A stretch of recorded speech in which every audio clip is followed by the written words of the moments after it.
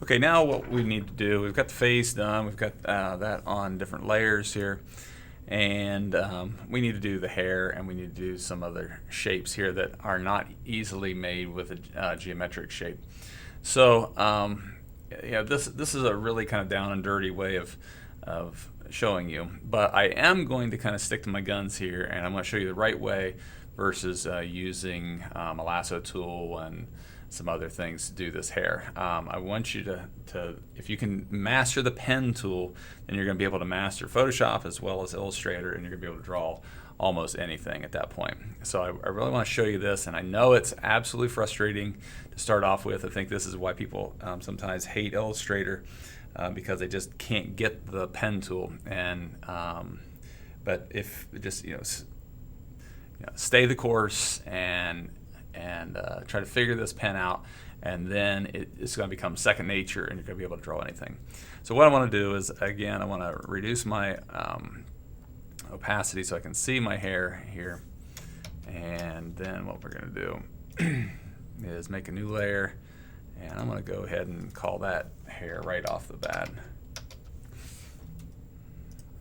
And oops, I already made a dot. Now I'm going to kind of show you this pen tool, but this pen tool is really setting anchor points. And I'm going to make a new document here that I can show you this. So if I want to draw a curve here, I'm going to set an anchor point, and it's really more math than it is pixels. So this is really a vector idea. So if I click and just release, I can click, click, click, click, and it looks a lot like the polygon lasso tool, and I always want to close it. But I don't have to close this like a polygon lasso tool, and that's how we're going to do the mouth. But if I did want to click it, or I did want to close it, I could do that, and you could see that there was a little circle icon at the corner of my cursor there. It shows me that I'm centered, or that I'm complete. Now, so that's in the simplest form. It just makes straight lines like a polygon lasso. And then I can come up here and I could go to make a selection, make it a selection, and I could hit, I don't want any feather, hit OK, and then I could fill it with whatever color, Alt backspace. Okay, but I'm going to take that away. And I want to show you the more complex but much more flexible way. So and this is just going to take a little bit of practice. So I'm going to click, and while I'm still holding, I'm going to drag out. And these are not lines. This is not the line that I'm going to draw, but this is a handle. It's a Bezier curve handle, or direction handle. And I want to tell the computer what direction I want this next line to go. So I don't need to pull it out very far because I can adjust this later. But I want to pull it out a little ways and just tell the computer I'm going to go in that direction. Now, if I'm going to make something like a sine curve, I want to then come back down here to the anchor point. And this is kind of like keyframing in animation. What is the keyframe? Where's the direction really change? So I'm going to click here and then drag down, and I can just keep pulling this, and I can move this line, or in this case it's a path,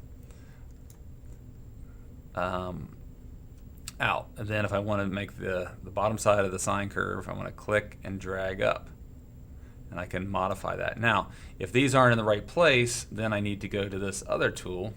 I'm going to pull that out because I've got a tool that's in the way. Is a direct select, and it's behind the path selection. I can click on individual anchor points, and I can move them around, and I can also, if I click on that anchor point, I can reveal the direction handles, and I can move those. So I have a lot of flexibility that I don't have with the polygon lasso tool, because once I put an anchor point down, it's down. But now with this, I can move this around, and this is just like an Illustrator. So if you can do this, then you can do it in Illustrator. So I can move that around all over the place. Now, if I decide, hey, I want to change this a little bit now, and add to it, well, I can come up back to the pen tool, and then I hold the Alt key down, and see there's a little greater than less than sign there, and I can click on that, and then I can continue. And so if I don't click and drag, then I'm kind of bound to wherever it's a little bit more loose here, but I can make a continuous curve. So that's the way to do curves. Either click and drag, and I can make just a continuous curve, or if I want it to be an angle, then I need to again hold the Alt key down. So when I need to continue, I need to click on the Alt key. But when I come back here and I want a corner, I hold the Alt key down. I just finished that one. I laid it down, but now I'm going to come back to it, click it again, and then drag in a different direction. And now, if I do that again, you can see this a little bit better. I get a corner. Click and drag, and then I'm going to finish by holding Alt and clicking and dragging. So now I've got these corners, and that's what I'm going to need to have on my hair is a corner. So really, one more time, I can click and drag to get a curve, but if I want it to be a sharp corner, then I come back to that same anchor, Alt, left click, and drag out in a different direction, and that's where I can get this corner. Okay, so how does that apply over here? What we're going to do is to make this hair. So I'm going to left click and drag up in the direction I want to go. And now what I want to do here is whenever I know that there's going to be a change, I've set an anchor point because I know this is going to be reasonably straight right from here to here. But then that's when it's going to curve. So I'm going to put an anchor point here, maybe modify that curve just a little bit. But then it's going to change. So I'm going to hold Alt down and go in the direction I want to go, but then come here and pull around. Hopefully you can see that. But now this is a corner, a sharp corner, so I'm going to hold Alt, left click and drag that way. And Alt, or not Alt, but just left click and drag so I match up that line. And at the moment I'm going to change the opacity of my, I'm in the middle of my thing, I can't change the opacity. So I'm going to draw this just kind of on the outside so you can see my path a little bit better. Now I'm going to Alt, because there's a corner, inside corner, Alt, click in the direction I want to go, and then pull this line out. Then Alt, because that's a corner, outside corner, and go in the direction I want to go, and get that little curve. Now remember, I'm drawing outside the line just so you can see it. Alt, inside corner, drag in the direction I want to go. It doesn't have to be very long. Left click and drag. And now I need to pull that out, so I bend that line or bend that path out to where I want it to be. Now another outside corner, Alt, left click and drag. And so that's pretty much a straight line. I don't have to click and drag. I just put an anchor point there and just left click. Now another inside corner, so Alt, left click, drag out, and then left click and drag. Alt, left click and drag, and just left click and drag. Now to navigate, I'm holding the space bar down and the left click, and it automatically changes to the hand tool where I can move this around. So now I'm back in the corner here. I'm going to Alt, left click and drag. Just plain left click and drag.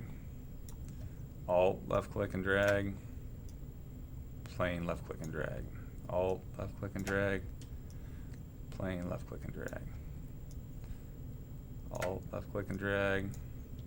I'm just going to put one dot there. It's pretty straight. Now my drawing gets a little goofy here. I'm not sure. I'm just left click and drag. Left click and drag, because that's all pretty much a continuous curve. And then I want a corner here. Alt, left click and drag, and just click there because that's going to be a straight line. Then I'm going to come up here. Alt, left click and drag, and left click and drag. Then Alt, probably don't need to necessarily do Alt, but I'm going to. It's going in this pretty much same direction, and then left click and drag. Alt left click and drag, almost done now.